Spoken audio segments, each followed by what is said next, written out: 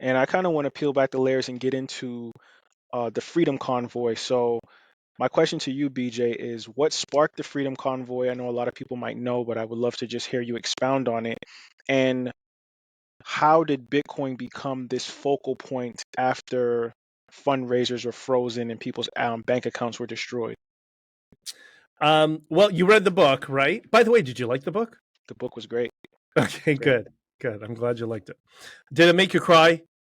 I didn't cry, but I was You got definitely close to it. a bit emotional just because I was watching it on the news so I could see like That's it kind of it gave you a reminder. So like I remember seeing the protests on the news. So the book was so accurately, recorded of every experience, almost every experience what the truckers went through, the things that Trudeau was doing, the government, and this like balancing act between the Ottawa residents, truckers, and Bitcoiners. It was like this synergy of three different ecosystems merging together to create this book. It was awesome.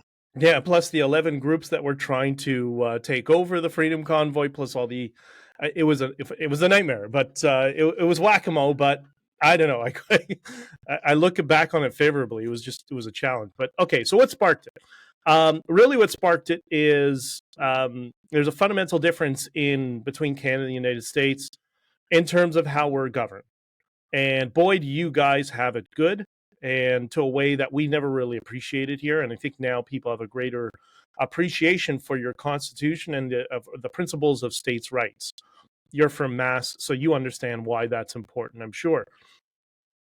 So in Canada, when we had all these restrictions, whether you're in Quebec, Ontario, whatever, there were marginal differences in terms of which was worse, but very, very minute. So in Ontario, where I live, there was hard lockdowns, hard masking, couldn't go out to dinner, couldn't make your own decisions, right? Because we don't make decisions anymore. That's for the government to do.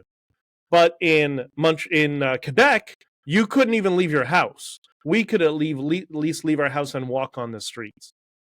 So in Canada, we didn't have an option. It's not like, for you guys, you lived in New York and you see this, postmodern nonsense that's taken over the government of your city. Then you could say, okay, you know what? I'm out of here. I'm going to Florida. And you'd have a completely different basket of rules or regulations, or you wouldn't have any. We didn't have that. Doesn't matter where you go in this giant landmass, you would have exactly or very, very similar rules and regulations because of the excessive amount of power of the federal government in the parliamentary system. So that's what really sparked it. Now, there was already an undercurrent of this. There was an attempt in a convoy in 2019 that got co-opted by the same political actors that co-opted 2022. And that was because the Western Canada had been economically decimated because of energy policy restrictions since the Trudeau government got into power. So we are an energy producer. We have massive amounts of oil in this country. So we elect a government who doesn't allow us to export that oil. What happens? It just caused massive economic strife and unemployment. So those undercurrents were there from the previous convoy. And you add a layer of the COVID restrictions. And as I said on Tucker Carlson, the bureaucracy treating us like insects. People just had enough, and they decided that it's time to act and it's time to have a protest and have a convoy to end the mandates and the ArriveCAN, which is the data tracking app. And as I said in many of my interviews, I mean, unlike Facebook, you can opt out. You can't opt out of your government.